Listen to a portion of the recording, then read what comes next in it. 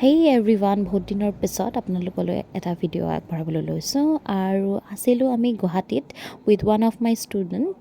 আমি এটা প্ৰগ্ৰামৰ কাৰণে গৈছিলোঁ আৰু এই ৰাতিপুৱা উঠি ভাস্কৰে মোৰ বস্তু সামৰি আছিল, লগতে আমাৰ ধানভি ষ্টুডেণ্টক অনলাইন ক্লাছ কৰাইছিল।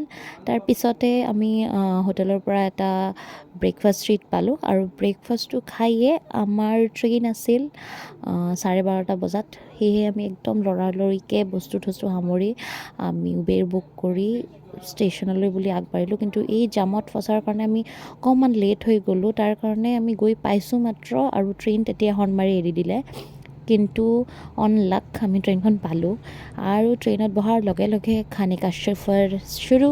প্ৰথমতে আমি মাখানা, পপ ফক্সনাট, তাৰপিছত হৈছে লেজ এণ্ড হোৱাট নট, বহুত কিবাকিবি খাই ফাইনেলি বঙাইগাঁও পাই গ'লোঁ। চ' ফৰ টুডে বাই।